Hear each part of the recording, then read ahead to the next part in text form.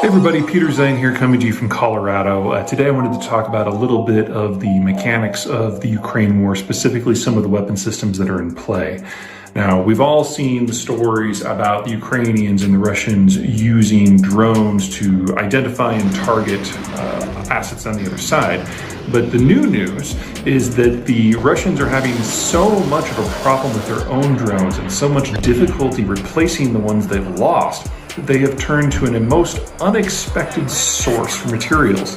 Not going under the international market in the traditional sense, not going to the Chinese, going to the Iranians, who are not exactly what I would consider a modern industrial power. Specifically, the Russians have purchased what looks to be a few dozen of the, let's see if I get these pronunciations right, Mohajer model and the Shahed model.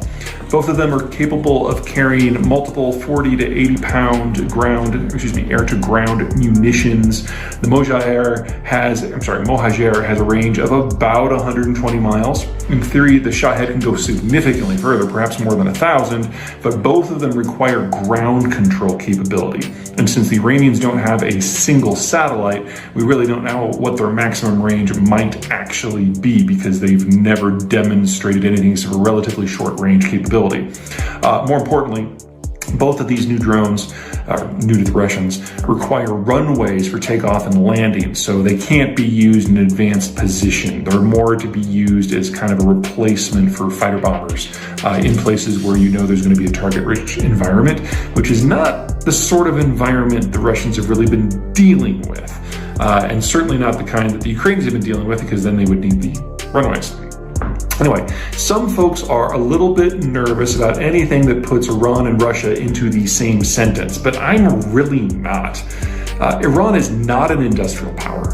They have manufactured less than 300 of these things for their own, and even if all 300 were suddenly to be thrown into the Ukraine war, the restrictions on where they can operate and what they can do means that they're probably not going to be having a big impact on any particular battlefield, even if they work well. And some of the reports that we've gotten out so far suggest that they're absolutely not working all that well. If anything, I see this as an extremely enlightening sign of just how much trouble the Russians are in with their industrial and technical collapses. It's clear from the sort of equipment that the Russians are bringing in that they can't replace anything at scale. And so they're dusting off tanks that were built in the 60s and haven't been modernized since the late 70s to be their new mainline tanks. And if they can't put just a few dozen drones into the field, into production in a reasonable time frame, to the point that they're actually importing finished equipment from third countries that are not leading lights when it comes to manufactured goods, you gotta wonder what the maintenance is like for everything else that they have. So for example, think artillery. This is how the Russians have been fighting the war to this point. They're using over 40,000 shells a day.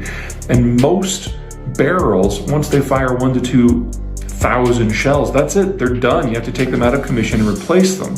And with some of the older equipment that the Russians are using, they can never even get to that 1,000. 600 might be as far as you can go.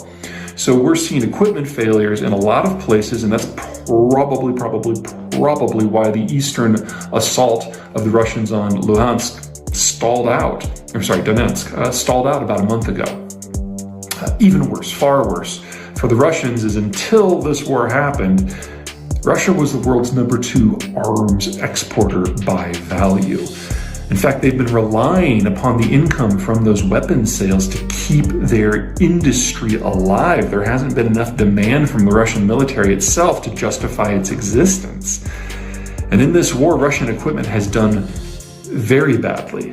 So every country in the world that has imported a lot of Russian equipment to round out their forces or to mainline their forces, they're now having second and third and fourth and fifth thoughts about whether or not this is something they want to do at all.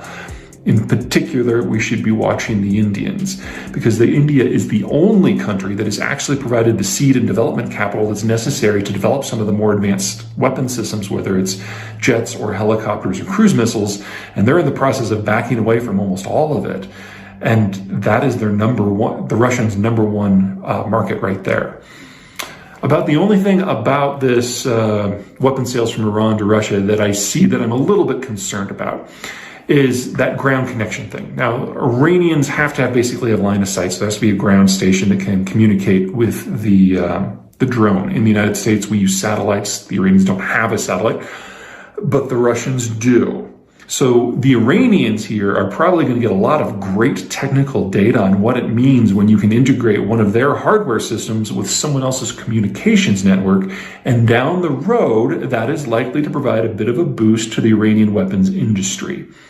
That's not a problem for today. That's a problem for later. But if you're going to worry about some aspect of that, that's probably what you'd be concerned about. Okay.